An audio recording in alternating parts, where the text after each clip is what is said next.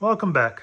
So I wanted to put together a video that kind of shows some of the steps that you will likely undertake if you want to kind of rebuild one of your 93 specific Fox radios using parts from other 90s era Ford radios.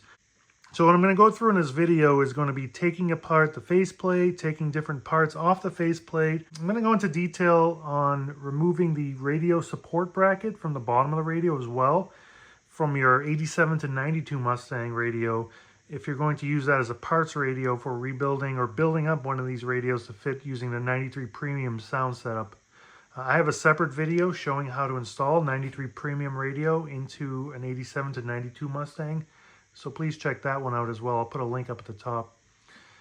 But at the time I filmed most of this video, these radios, in terms of parts, the non-Mustang radios, were relatively cheap. You can get them on eBay for under 50 bucks. You can get parts. I think I got these for like $5–10, these for under 50 bucks. But you can get them pretty cheap. You can even go to the junkyard and pull them out of whatever various vehicles. But I've also noticed since editing this video that the prices of those parts radios on eBay have shot up dramatically now. Folks are just asking way too much, in my opinion, for what is essentially a radio that isn't even tested and likely doesn't work. Every radio that I've gotten in the last year or two, I've found some sort of issues with it. They've never been fully 100% working properly. They've needed something changed out. Either tape players don't work, the CD players don't work, the face plates are damaged, or some other issues with them as well. But what I've found is by getting a number of these bad radios, you can actually pull parts off them, and they're somewhat interchangeable.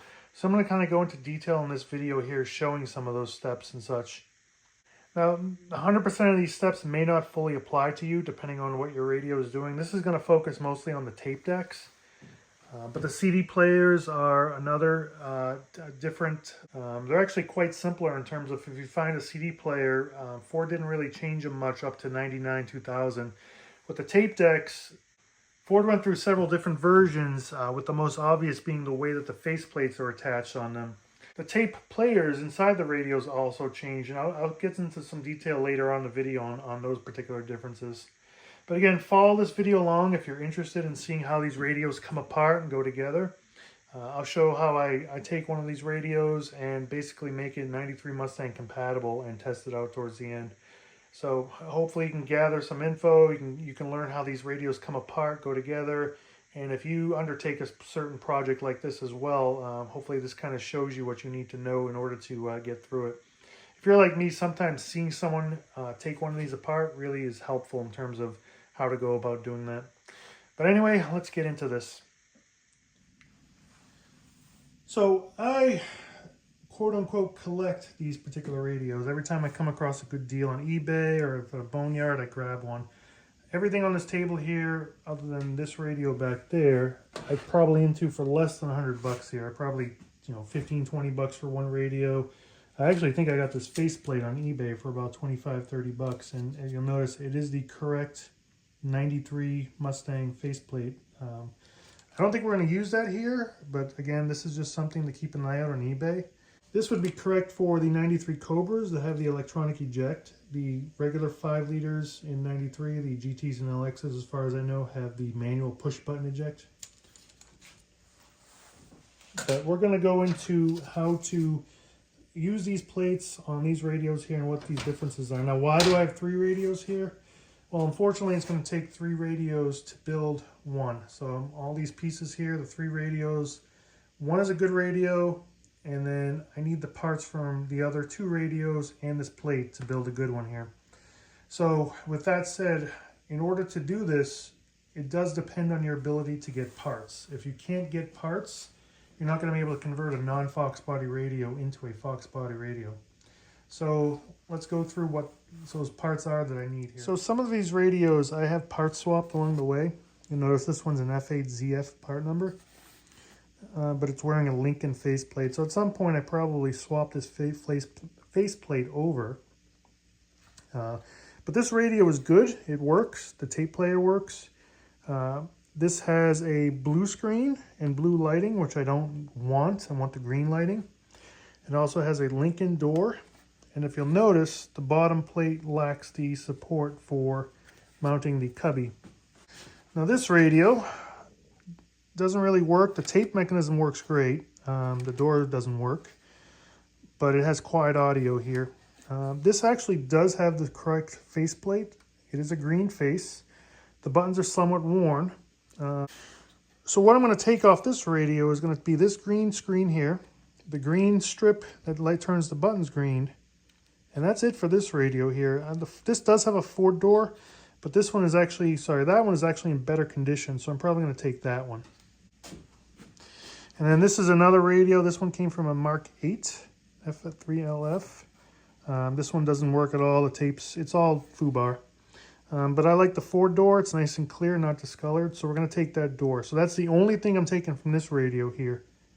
So between these 3 radios here, really we're going to use this particular unit here. I'm going to take the door from the tape deck off here, so it has the correct 4-door. And I'm going to take the green display and the green strip here. So really there's not a whole lot of parts I need from these 2 radios here. I just need a couple color items, green strip, the green display, and then the door. So that's why I have 3 radios to build one here. You may get lucky and find a parts radio that has everything you need. Now another thing to keep in mind here, and something I'm not going to be able to change and won't be correct, is the radio that I'm using actually has a 6th preset here. So the clock function, which I actually believe I have on this radio, this has the clock button, but I'm not going to be able to swap that over because this automatically already has the 6th preset. You really can't do anything about that. You kind of have to stick within that particular boundary for the radio that you have. Now, swapping these is no big deal. I've kind of shown how I've done that in some of the other videos, but really the challenge is going to be this particular plate here. Let's get into that. All right, so to remove these, some of them are screwed in. You can see here, this one has screws on this one. Some of them have tabs that you can just simply pop them and lift them out. Now this plate came off an 87 to 92 Mustang radio, and you're going to find you're not able to just directly swap that on.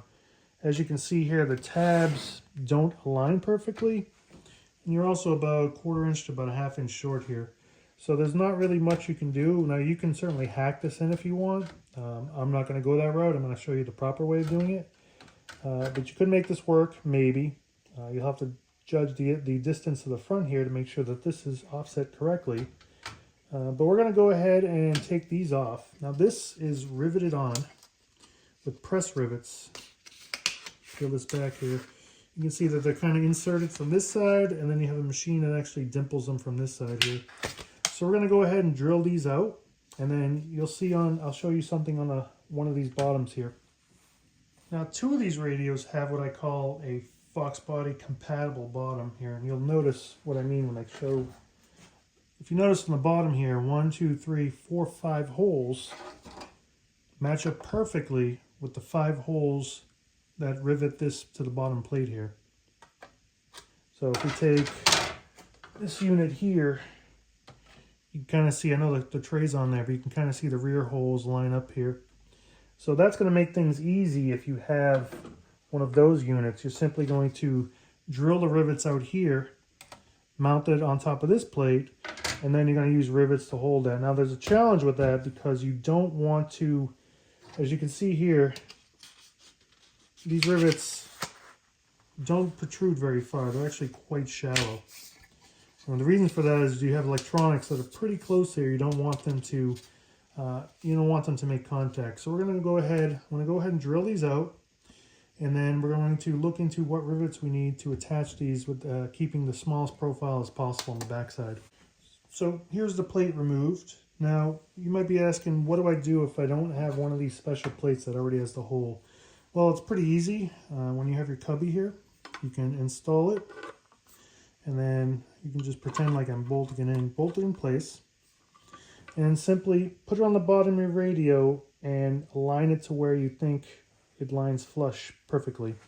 From there you can see you have your 2 rear holes. You can simply mark those, and then you can unscrew this, pull that off, and then you can mark and then drill. Obviously take the plate off the radio before you drill into that, but that's a way of marking the bottom plate of where this is, that you can install this plate on one that doesn't have the holes. You'll see that there's 2 tabs on each side that kind of hold this bottom screen on. You want to go ahead and lift from the middle, and you can kind of pop that out. Now you have your bare plate, and then you will see that your tray mounting plate will align nicely with those holes. So let's go and find some nice rivets for this. So the first rivet is a press rivet. Here's the dimensions on it: 1/8 inch diameter, 1/4 inch long. Basically you push it in place, and then these actually use a special machine to basically push them down. So, but you can see you insert it from the rear. It's got a pretty low profile, and it does, the 1/4 inch length does protrude nicely, but I don't have the machine here, so we're going to go ahead and see if I can use standard rivets with this. Now these are your standard rivets, 1/8 inch diameter. These are as low as profile as I could find, so here's your specs on these if you want to see if you can find them. This is what the rivet looks like. As you can see, it's a pretty small, thin rivet. But you basically insert it from the bottom. It does protrudes through quite nicely. And it does appear as if it's going to have a pretty low profile. So I think this is what I'm going to end up using for this. So stay tuned. I'm going to get this all riveted in. All right, that's it. It's riveted on. As you can see, these rivets have a very low profile. So again, these are what I used. 1/8 inch diameter, that's the dimensions. I think I got these on McMaster-Carr. I'll see if I can pull up a picture here of the part number for that. But these seem to work pretty well. I'm going to go ahead and slip the card back in. I believe this goes this way. So that finger goes under there. That finger goes under there. So no protrusion at all. I actually can barely feel where the rivet heads are, so that should work out perfectly when I get this on. So going ahead and installing this slips like this, pushes down, and that's it. So one thing to note, the reason you want low profile rivets is you don't have a whole lot of space between the board and the bottom plate here, so you don't want those rivets to be pushing into the contact points. You can actually take a bright flashlight and shine it through these gaps here, and you'll get a good idea of how much room you actually have. This actually looks pretty good. I don't think my rivets are coming close at all. But again, you have that insulator piece. Very important to have that. If you don't have that insulator piece and these rivets do contact, they will short out and your radio will fail or not work at all. So this is a very key step here. Your rivets need to be as low profile as possible, and you want to kind of come and see how much clearance you have by looking through these gaps here. But the rivets that I use actually look pretty good. I did check this out off camera. I don't even think they're touching at all. I actually think this is going to work out quite well. Now the way these cubbies attach, there's 2 fingers on this side that slip into 2 slots at the front. You're going to want to slide that into the slots, push it as far forward as you can, and you do want to look at the front of this unit and try to make it flush. Because you're going to basically line it up there, and then you're going to insert your 2 screws and tighten them down. These, you kind of want to put a finger behind them and make sure you're pushing forward as you run your screws down. And that'll ensure that the unit is sitting flush here. I'm going to take this right off in about a second. So I'm not going to go too crazy aligning that because we still need to change this faceplate out. But now you have your cubby here. Again, I could have came a little bit further forward, but that is essentially turning into your Fox body Mustang. But we're going to go ahead, we're going to change out this face.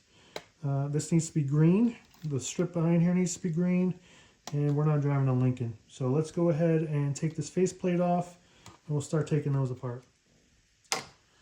Now you might be asking yourself, why am I not just swapping on this faceplate and calling it a day? It has the correct, you can see there, green lighting. It does have a clock button, so I wouldn't need to swap that out. But this has the forward window, and it's brand new.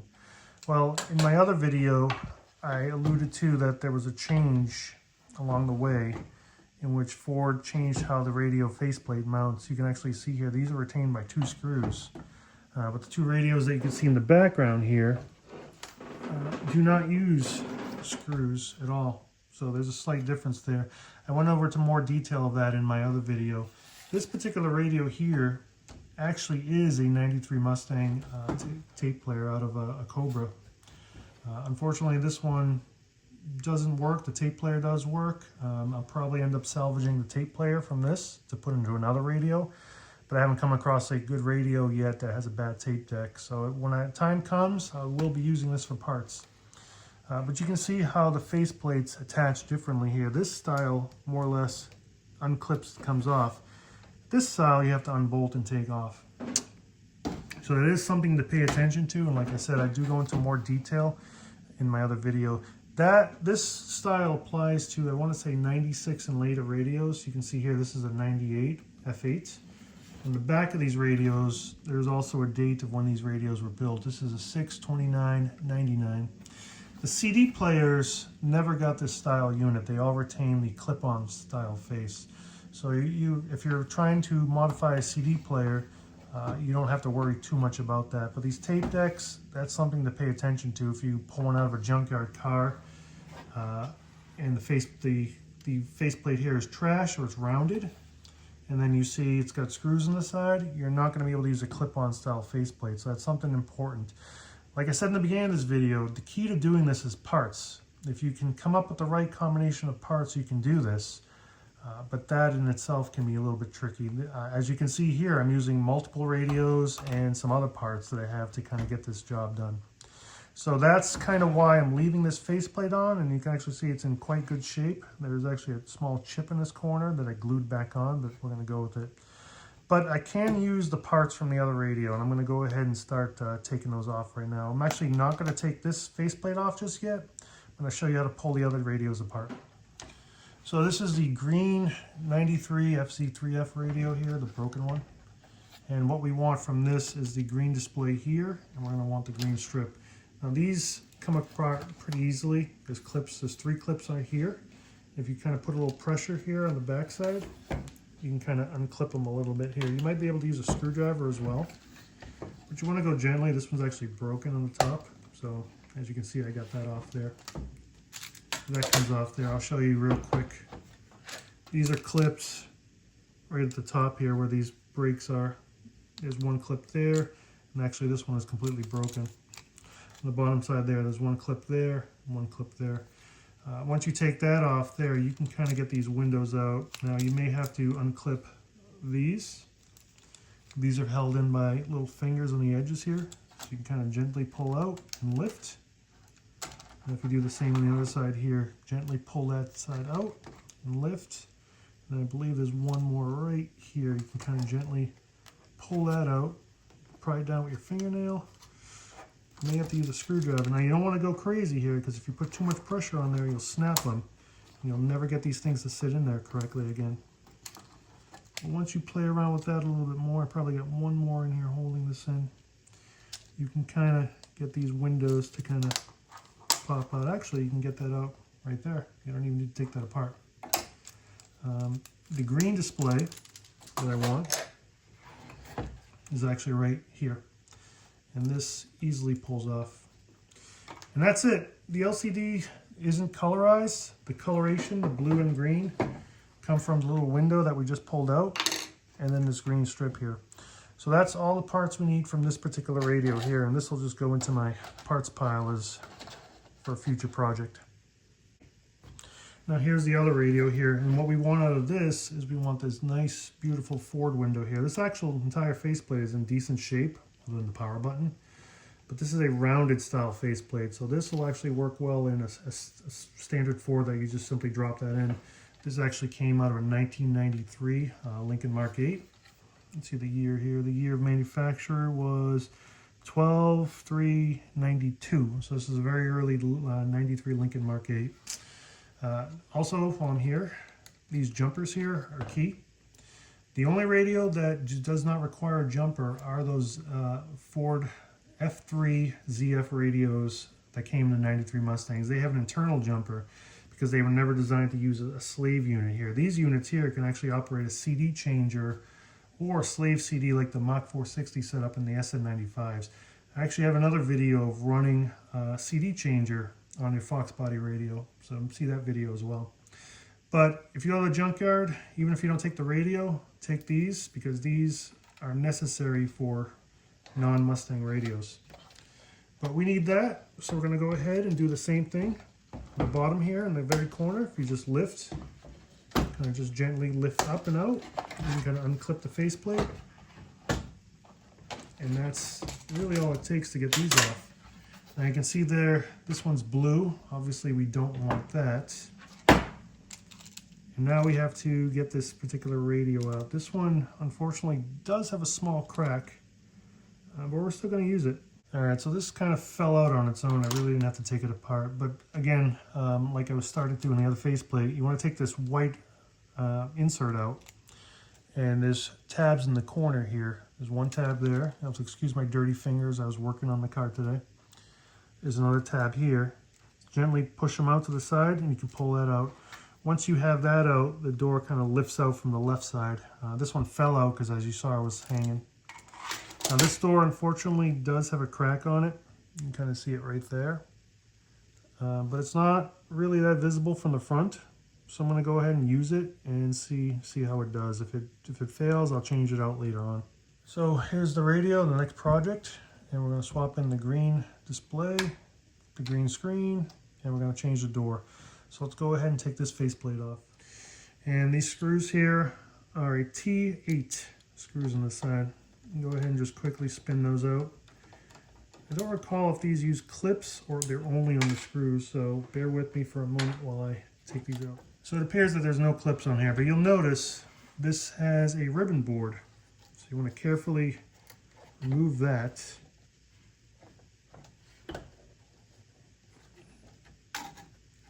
And that basically pulls up. There's two tabs on the side.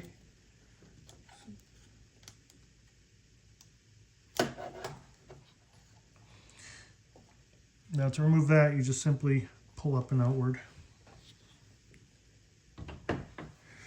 So these have the circuit board screwed directly to the back side. That's kind of the major change here.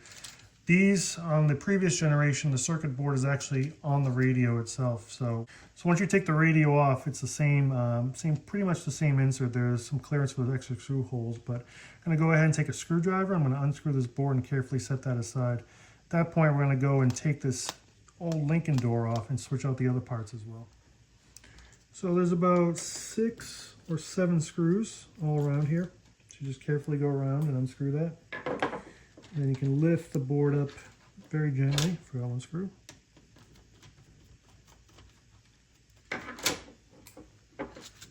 Once you get that all set, you can kind of lift the board up gently and then put that aside. So once you get that out, it's really no different than the older style design here. So we're going to go ahead and gently, now there's little lifted pins here. You can see one here and one here. You can grab a hold of that, gently pull the pin apart, and you can lift it up. You really want to be careful that you don't do what I do and put too much tension on that, because you will snap those off. And then at that point, you're essentially gluing these boards back on, and you don't want to do that. So once you get the 2, these ones have 2, this white piece comes away. Now, be very careful. I would recommend leaving it down like this as much as you can, because the minute you pick this up, these buttons will come out. So what you want to do is take a photo of the front side in case they do, so you can replace them. So I'm going to go ahead and carefully pop this particular window out, and if you remember that, you can kind of just so you lift up here and just pop the front of the top of this unit out here, and that's it. The orientation goes as follows. You have a large tab and then a small tab on the top and bottom. You're going to put it in so that your large tabs are near the bottom. Now you're going to feed the bottom in first, and then slowly, carefully push the top in.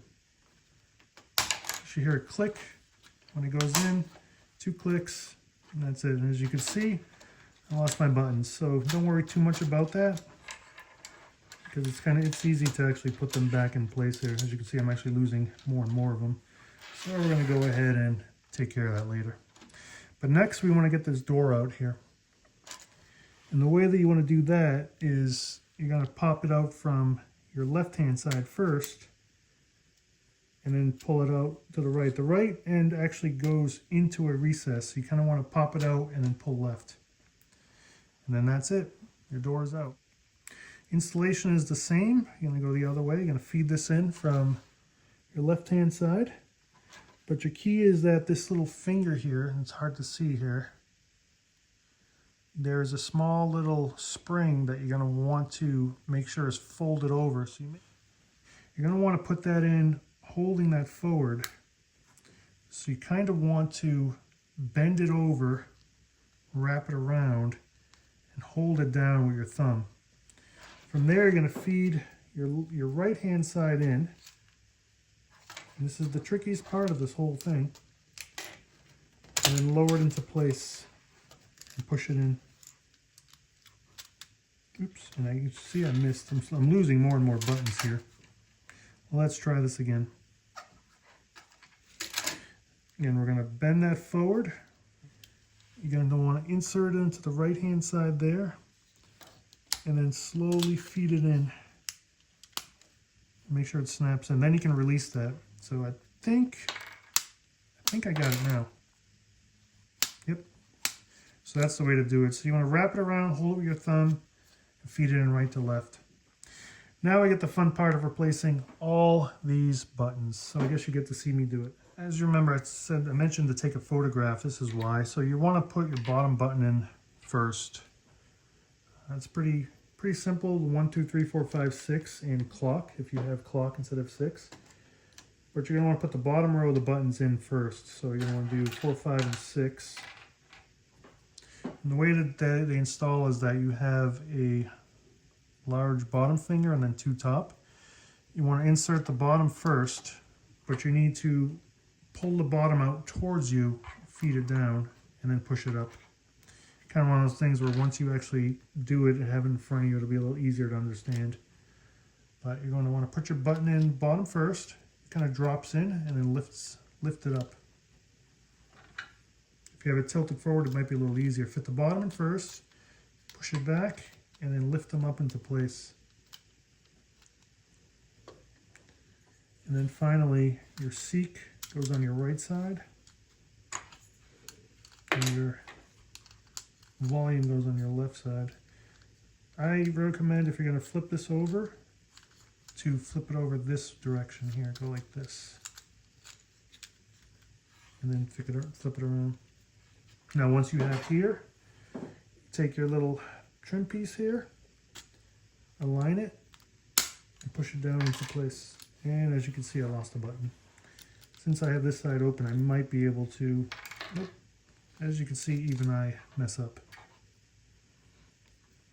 So 1, place, push these up. Since I didn't clip this side in yet, I'm able to kind of get in here. And then again, we'll flip it over, snap that in place. And that's that. We'll double check our buttons here. 1, 2, 3, 4, 5, 6, blah, blah, blah, and we're good to go. So again, flipping it over to this side. Now, you're probably wondering where this particular piece goes. So when I took my circuit board away, that actually installs on the opposite side here. So easily enough, we just remove the blue, and then the green fits right on top of it. So even though they're 2 different style faceplates, they're still 100% compatible. Maybe not 100%, maybe 90%. So there's actually tabs on this side here that don't have holes. So I'm just going to go ahead and just trim those off with a razor blade. So once that's done, since I don't want this to fall off, I'm going to flip this over and bring that in to where it needs to be. You can kind of feel for where the holes are that's going to sit in. Once you have that in place, you're good to go. I'm going to go ahead and reinstall the screws, and then we are good to install. And that's it. One thing I failed to note is that this has clearance holes for the screws, where the new green one I put in did not. But it was pretty easy to just simply push through them. Just try not to go too hard and crack anything. But that's it. You can go ahead and test your buttons just to make sure that you get the feedback that you're expecting. My door opens and closes as expected. So we're going to go ahead and install this. So for this one, we're going to simply reattach the ribbon board. I like this style better because you can take the entire faceplate off and work with it. But I do admit the previous older design that has the circuit board attached to the radio does make it a little bit easier to disassemble faceplates and to part swap them. That's essentially it. You can go ahead and screw in your sides.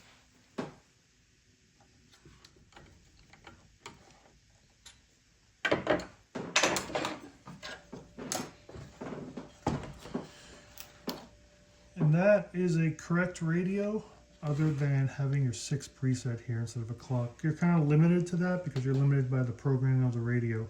So even if you had the clock button and you put it on there, I mean, you can put it on there if you want the look, but you're going to have a 6 station here. I'm just going to go ahead and install the bottom tray here.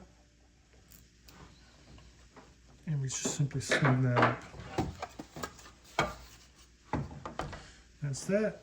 Your final finishing touch here is to install your rear guide clip. Simply snaps on here. Push that down until that falls into the groove like that, and you are done. So one other part to pay attention to are the reclining clips at the rear that support the radio by attaching it to the guide plate at the top of the radio support bracket. So I've run across 2 different distinct styles. One style is this one, these 2 here that are white. And then another style I found is this particular one here. This one has an F4 part number, I believe, F4TE. So it's not original to the 93 Mustang, but I found that this particular style is the right width in terms of that slot right there to grab the bar that's present on the 93 Mustang radio support bracket and the earlier years as well. These ones here, that slot is not wide enough, but what you could do is you could take a hacksaw blade and just very carefully open that up. You don't want to go too far because you'll weaken those arms and they'll just peel right off here. These part numbers here, I think this one's an F5DF. This one is an F3DF part number. So this one's actually a 93 engineering number, not a part number. This one's from 94, but this is the style that I've been using. I find that the wider slot grabs that support structure a lot better here. So if you see these at junkyards or whatever, you definitely want to grab as many as you can because these are hard to come by. This is the particular style that's going to work for you best, but you can modify these to work.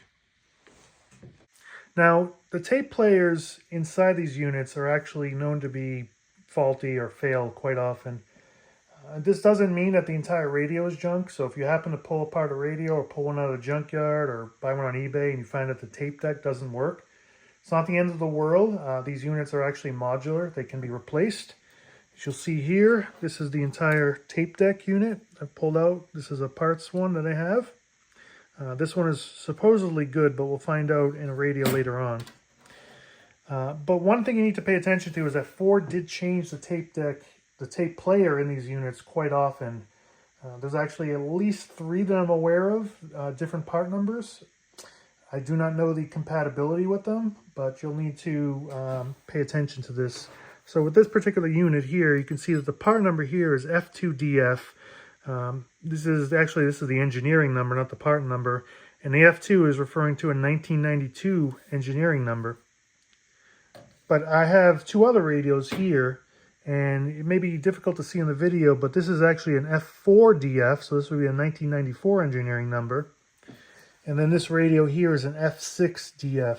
Now, I do not know the compatibility between these. I'm going to assume there are some differences, but I don't know. I don't have enough functioning units to go through swapping them to try and test them to see if they mechanically are compatible. So if you have 2 radios and they have different part numbers, you may want to try that. But I have never done this, so therefore I can't really I can't give you a whole lot of advice on compatibility and such. The CD players, fortunately, did not go through such changes. I've only found 1 actual CD drive in all the units I've taken away, from the 93 player all the way up to a Contour player from a 2000 or such. All the same CD units. In fact, they're all basically the same unit, very little changes, if any, throughout those years. So there's a lot of compatibility within those units.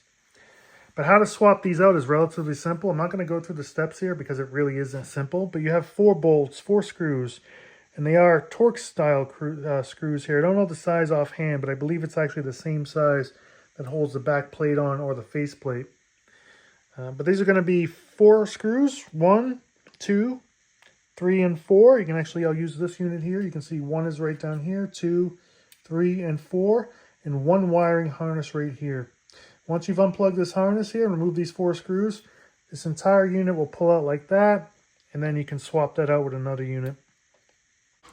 And that's that. So that's putting together a Fox body compatible radio. Now this radio, I forget what it's out of. Probably a 98. This actually might be a 98 Mustang radio, Mach 460 head unit. I don't recall. I've face swapped these and swapped parts around so many times, but this unit does work. But this is essentially what comes factory equipped in your 93 Cobras with the electronic eject. But we've got your green display. These buttons will light up green. This has your tape deck with the Ford window. The only difference is this has a 6 preset here. Not the end of the world. If anything, everyone has a clock on their phone, or if you're actually putting one of these radios in your car, you really aren't doing it for a clock. But this mounts your cubby as the correct riveted bottom. It's good to go. So let's go ahead and test it. All right, and here she is hooked up and running. You can see I'm getting audio out of it. I don't actually have a cassette player to test that, so I will do that at a later time. But really the point of this video is to go ahead and show a conversion of a particular radio to accept more or less the lower tray here. That's really what the most difficult part of this is going to be. Once you've done that, faceplate swapping is pretty straightforward, provided you're able to find the parts. Now I admit, being able to pull this off really all depends on your ability to find parts, and parts are getting harder and harder to find. These radios are kind of harder to find in the junkyard due to attrition. Those vehicles, you know, I believe they came up to late 90s, maybe a couple 2001 cars may have some. But those cars are disappearing from the roads, so it's hard to find these.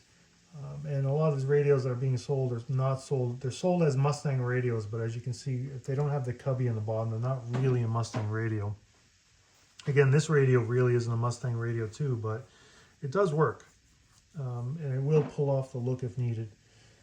But anyway, thank you very much for watching. Hopefully you learned something here, and then maybe you might be able to tackle something like this on your own. Alright, so that's going to be the end of this video here. So at the time I shot this, about a year has passed to this point. In that time I was able to find some more parts for radio, and I actually was able to assemble 2 of these particular tape units here. I'm in the middle of hunting down the radio storage, the storage cubby underneath the radio.